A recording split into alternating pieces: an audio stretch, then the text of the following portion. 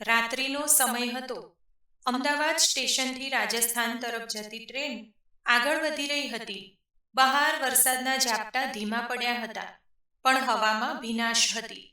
ડબ્બામાં બેસેલા મુસાફરોમાં કોઈ વાતો કરી રહ્યા હતા, કોઈ ઊંઘમાં ખોવાઈ ગયા હતા અને કોઈ બહાર અંધકારમાં વીજળીના ચમકારા નિહાળી રહ્યા હતા. આ જ ટ્રેનના S3 કોચમાં ફરજ પર હતી 30 વર્ષની કોન્સ્ટેબલ રેખા રાઠોડ. રાજસ્થાનના પાલી જિલ્લામાં જન્મેલી દમદાર અને દયાળુ સ્વભાવની પોલીસ મહિલા હતી. તે મહિલા સુરક્ષા દળમાં હતી અને ગુજરાત રાજસ્થાન રૂટ પર ખાસ પેટ્રોલિંગ માટે નિયુક્ત હતી. રેખા રોજની જેમ પોતાની ડ્યુટી કરી રહી હતી. દરેક કોચમાં ફરી ફરીને મુસાફરોની સલામતીની તપાસ કરી રહી હતી. તેના હાથમાં ટોર્ચ હતી અને ખિસ્સામાં નોટબુક. બેન, પાણી લેશો? એક મુસાફરે પૂછ્યું. ના ભાઈ, થેન્ક યુ, રેખાએ હળવી સ્મિત સાથે કહ્યું. રેખાની આંખો તીક્ષ્ણ હતી. તે ફરજ પર ક્યારેય થાકતી ન હતી. એ માટે તેના સહકર્મચારીઓ હંમેશા કહેતા કે રેખા એટલે ચાલતું ફરતું ધૈર્ય. મિત્રો, આજનો આ વિડીયો સાંભળ્યા પછી તમે પણ એવું અનુભવશો કે હા, આ જગતમાં, આ દુનિયામાં હજુ પણ માનવતા છે. તો મિત્રો, વિડીયો ખરેખર સાંભળવાની મજા આવે એવો છે તો વિડીયોને અંત સુધી જરૂરથી સાંભળજો. વિડીયોને લાઈક કરજો, તમારા મિત્રો સાથે શેર કરજો. ચેનલને પહેલી વખત જોઈ રહ્યા હોય તો સબસ્ક્રાઇબ કરજો. આભાર. ટ્રેન ગાંધીનગર પાર કરી રહી હતી ત્યારે અચાનક આગળના કોચમાંથી હલ્લા બોલનો અવાજ આવ્યો. કોઈ મહિલા બીમાર પડી છે, મદદ કરો. કોઈ પુરુષનો અવાજ આખા ડબ્બામાં ગુંજી ઉઠ્યો. રેખા તરત દોડી ગઈ. તેણે જોયું, એક 25 વર્ષની યુવતી પાટિયા પર બેસેલી હતી અને તીવ્ર પીડામાં હતી. બાજુમાં તેનો પતિ અને સાસુ ગભરાઈ ગયેલા બેઠા હતા. શું થયું? રેખાએ પૂછ્યું. મેમ, એ ગર્ભવતી છે, પણ અચાનક દુખાવો શરૂ થયો છે. કદાચ પ્રસૂતિનો સમય આવી ગયો છે, પતિએ ધ્રુજતા અવાજે કહ્યું. રેખાના ચહેરા પર એક ક્ષણ માટે ગંભીરતા છવાઈ, પણ એ ગભરાઈ નહીં અને એને પોલીસ તાલીમ દરમિયાન ફર્સ્ટ એડ અને ઇમરજન્સી હેન્ડલિંગ શીખ્યું હતું. સ્ટેશન ક્યાં સુધી છે? રેખાએ પૂછ્યું. મેમ, આગલું સ્ટેશન જયપુર છે, પણ હજી અડધો કલાક છે, એક મુસાફરે કહ્યું. રેખાએ તરત નિર્ણય લીધો. અડધો કલાક રાહ જોઈ શકાય એવી પરિસ્થિતિ નથી. આમને હમણાં જ મદદ કરવી પડશે. રેખાએ ઝડપથી મુસાફરોને સંકલિત કર્યા. બેન, તમારું નામ? નીતા, મહિલાએ પીડામાંથી કહ્યું. બરાબર નીતા, તમે હિંમત રાખો, અમે બધું સંભાળીએ છીએ, રેખાએ નરમ અવાજમાં કહ્યું. તેણે બાકીના મુસાફરોને કહ્યું, બધા પુરુષો થોડા દૂર બેસી જાઓ. મહિલા મુસાફરો, કૃપા કરીને અહીં આવો. ડબ્બામાંની 2 મહિલાઓ, એક વૃદ્ધ અને એક નર્સિંગનો અભ્યાસ કરતી યુવતી આગળ આવી. હું નર્સિંગ કોલેજમાં છું, થોડું ઘણું જાણું છું, યુવતીએ કહ્યું. સારું, તમે મારી સાથે રહો, રેખાએ કહ્યું. ટ્રેન ધીમે ધીમે ડગમગતી ચાલતી હતી. રેખાએ આસપાસની ચાદર એકત્ર કરી. બેન, તમારી પાસે ચાદર છે? ટુવાલ, પાણી? મુસાફરો સહાય માટે તરત તૈયાર થયા. થોડી જ મિનિટોમાં રેખાએ ચાદરોથી એક પડદાવાળું વર્તુળ બનાવી દીધું. તેણે કોચના એક ખૂણે સુરક્ષિત જગ્યા બનાવી. બહાર વરસાદના અવાજ સાથે અંદર માનવતાનું સંગીત વાગી રહ્યું હતું. નીતાની પીડા વધતી જતી હતી. હું સહન નથી કરી શકતી, બહુ દુખે છે, તે બોલતી હતી. તમે હિંમત રાખો, શ્વાસ ધીમા ધીમા લો, રેખાએ કહ્યું અને તેનો હાથ પકડીને ધીમેથી હળવે હળવે દબાવ્યો. રેખાના ચહેરા પર શાંતિ હતી, પરંતુ અંદર ધબકારા વધતા જતા હતા. એ જાણતી હતી કે એક નાની ભૂલ પણ જીવ જોખમમાં મૂકી શકે છે. ટ્રેનના એક ખૂણે દીવો ઝબૂકતો હતો. ભગવાન, તું અમારી સાથે રહેજે, મનમાં બોલતી હતી. ટ્રેન હલનચલન કરતી રહી, પણ એ વર્તુળની અંદર સમય અટકી ગયો હતો. રેખાએ નીતાને માર્ગદર્શન આપ્યું. હવે થોડું દબાણ આપો. પણ નીતાની હાલત ખૂબ ગંભીર હતી. છતાં પણ રેખાએ ગભરાયા વગર સતત મહેનત કરી અને કહ્યા કરતી હતી કે થોડું દબાણ આપો, થોડું પ્રેશર આપો. બસ એમ કરતા કરતા થોડીક જ વારમાં એક નાજુક રડવાનો અવાજ સંભળાયો. બધા મુસાફરો તત્કાલ ચૂપ થઈ ગયા. નવજાત બાળકીનું પ્રથમ રુદન ડબ્બામાં આશાનો દીવો બની ગયો. રેખાએ તરત બાળકને ચાદરમાં લપેટી લીધું અને કહ્યું, બેન, દીકરી છે. તેણે સ્મિત સાથે કહ્યું. નીતાના ચહેરા પર આંસુઓ વહેતા હતા, પણ એ આંસુ ખુશીના હતા. મારી દીકરી, નીતા બોલી ઉઠી. હળવેથી કહ્યું, બધું સારું છે. માતા અને બાળક બંને સુરક્ષિત છે. રેખાએ પોતાના વોકી-ટોકી વડે સ્ટેશન માસ્તરને જાણ કરી. જયપુર સ્ટેશન પર મેડિકલ ટીમ તૈયાર રાખો. એક મહિલા પ્રસૂતિ પછીની સ્થિતિમાં છે. સ્ટેશન માસ્તરે તરત જવાબ આપ્યો, મેમ, મેડિકલ ટીમ રેડી છે. બાકીના મુસાફરો તાળીઓ વગાડવા લાગ્યા. કોઈએ કહ્યું, આ પોલીસ નથી, આ તો દેવી છે, દેવી. રેખા થોડી શરમાઈ અને હસીને બોલી, આ બધું ભગવાનની કૃપા છે. હું તો મારી ફરજ કરી રહી છું. ટ્રેન જયપુર સ્ટેશન તરફ આગળ વધી રહી હતી. રેખા બાળકને સંભાળી રહી હતી. તેની આંખોમાં એક અજાણી શાંતિ હતી. નીતાની સાસુએ આગળ આવીને કહ્યું, બેટી, તું આ અમારી લાડકીના જન્મની ભાગીદાર છે. તારા હાથમાંથી જીવન મળ્યું છે એને. રેખાની આંખોમાં પણ આંસુ આવી ગયા. તે વિચારી રહી હતી, ફરજ તો ઘણીવાર કઠોર પણ હોય છે, પણ આજે એ ફરજનું સ્વરૂપ દયા અને માનવતામાં રૂપાંતરિત થયું હતું. ટ્રેન આગળ વધતી રહી, જાણે કે દીકરીના રુદન સાથે નવી સવારનું સ્વાગત કરી રહી હોય. ટ્રેન ધીમેથી જયપુર સ્ટેશન પર અટકી.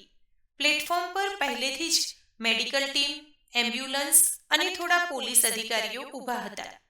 રાત્રિના લગભગ 10:15 વાગ્યા હતા, પણ વાતાવરણમાં ઉત્સુકતા અને ભાવનાનું મિશ્રણ હતું. કોન્સ્ટેબલ રેખા રાઠોડ ધીમેથી કોચમાંથી બહાર આવી. હાથમાં ચાદરમાં લપેટેલી નાની બાળકી હતી, જેનો હળવો હળવો રડવાનો અવાજ હજુ પણ હવામાં ગુંજી રહ્યો હતો.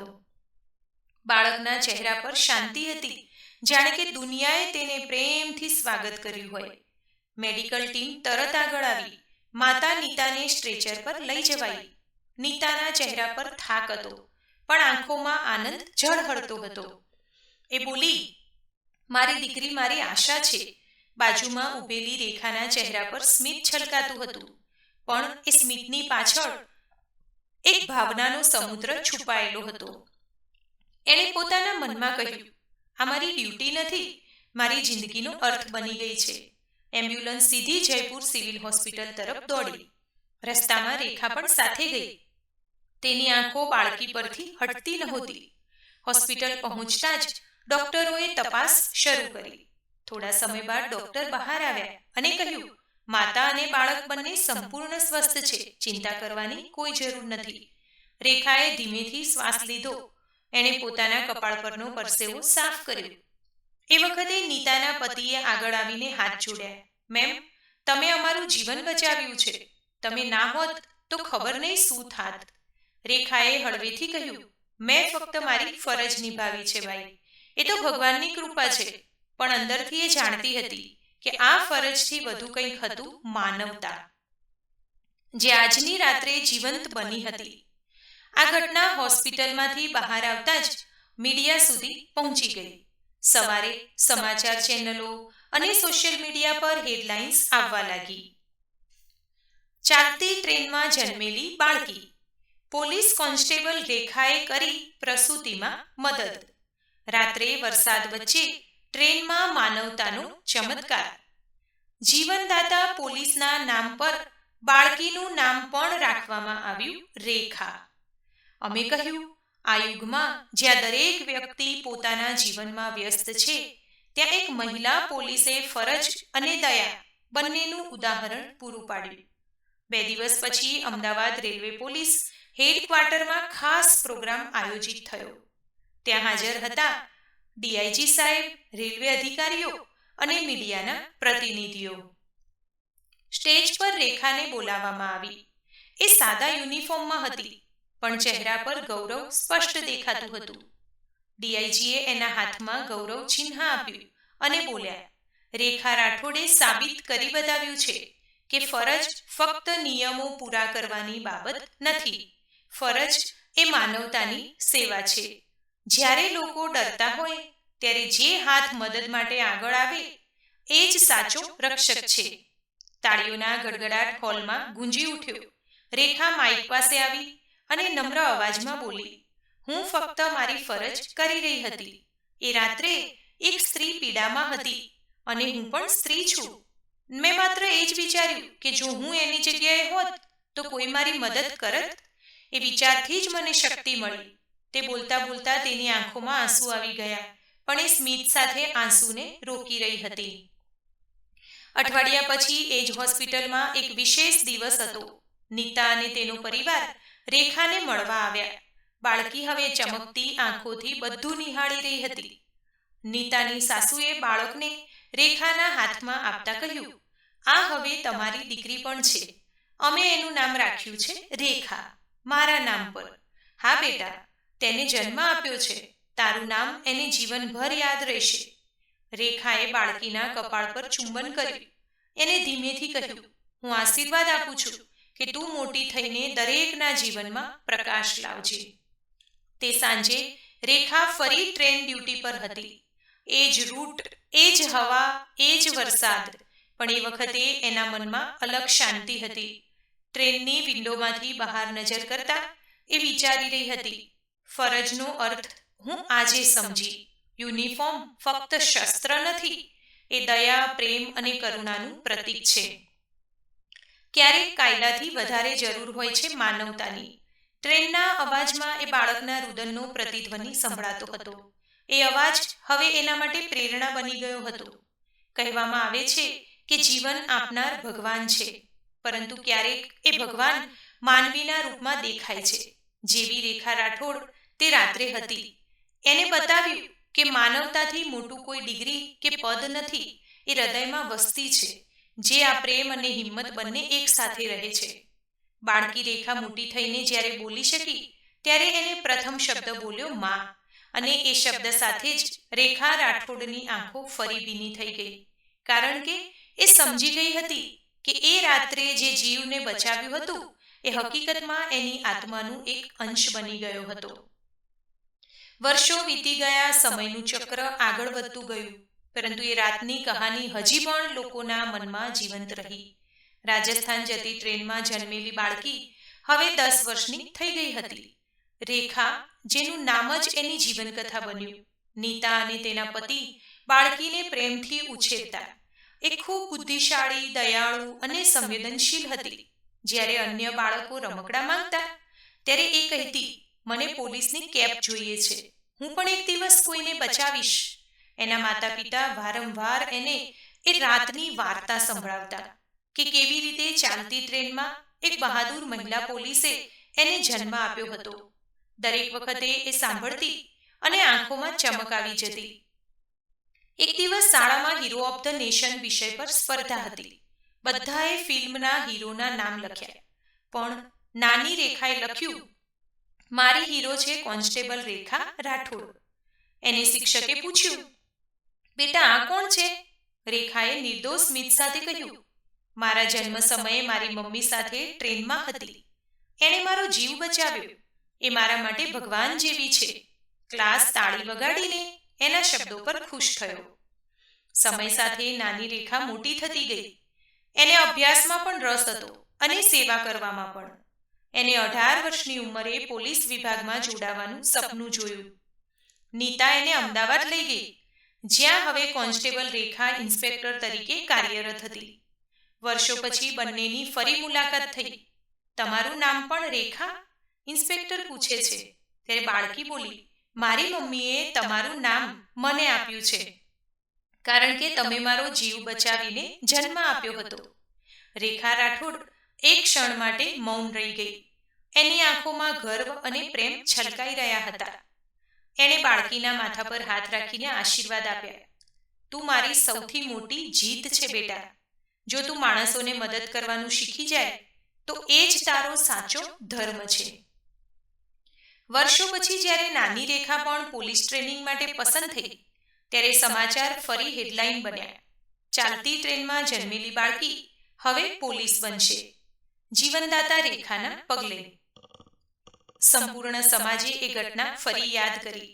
એ રાત્રે માનવતાનું જે બીજ રોપાયું હતું એ હવે એક સુંદર વૃક્ષ બની ગયું હતું. રેખા રાઠોડ હવે નિવૃત્ત થઈ ગઈ હતી. એક સાંજે તે પોતાની બાલ્કનીમાં બેઠી હતી. હાથમાં ચા અને આંખોમાં શાંતિ સામે ટીવી પર સમાચાર ચાલુ હતા. નવી ભરતીમાં સૌથી યુવા મહિલા પોલીસ રેખા નીતા શર્મા. એને સ્મિત કર્યું અને આકાશ તરફ જોયું. મનમાં કહ્યું, ભગવાન, આ એ જ તો જીવનનો અર્થ છે. એક જીવ બચાવવાથી અનેક જીવ પ્રેરિત થાય છે. એ સમયે દૂરથી સાયરનનો અવાજ આવ્યો. એ જાણે એ જ ટ્રેનનો પ્રતિધ્વનિ હતો જ્યાંથી આ કથા શરૂ થઈ હતી.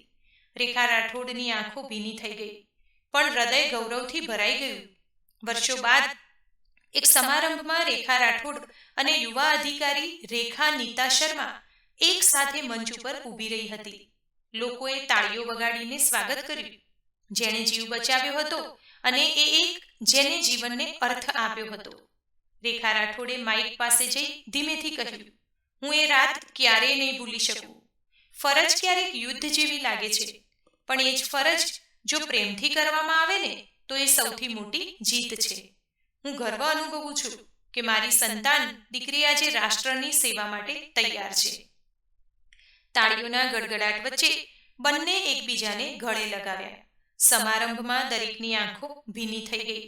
તે સાંજે જ્યારે સૂરજ ધીમેથી અસ્ત થઈ રહ્યો હતો, રેખા રાઠોડે આકાશ તરફ જોયું. મનમાં એક શાંત પ્રાર્થના ઉઠી, માનવતાનો દીવો ક્યારેય બુઝાય નહીં. જ્યારે પણ દુનિયામાં અંધકાર ફેલાય ત્યારે કોઈને કોઈ રેખા જરૂર જન્મે અને સ્મિત સાથે ચાલતી ગઈ. પાછળ રહી ગઈ એક એવી કહાની જે ફરજ, દયા અને માનવતાનું અમર ઉદાહરણ બની ગઈ. રેખા હવે નામ નહીં, પ્રેરણા બની ગઈ હતી. તો મિત્રો, હું આશા રાખું કે તમને આજની આ વાર્તા ખરેખર પસંદ આવી હશે. જો વાર્તા પસંદ આવી હોય તો વિડીયોને લાઈક કરજો, તમારા મિત્રો સાથે શેર કરજો. ચેનલને પહેલી જ વખત જોઈ રહ્યા હોય તો સબસ્ક્રાઇબ કરી લેજો, જેથી નવા આવનારા તમામ વિડીયો આપને સાંભળવા મળતા રહે. ધન્યવાદ. સર્વેને મારા જય શ્રી કૃષ્ણ.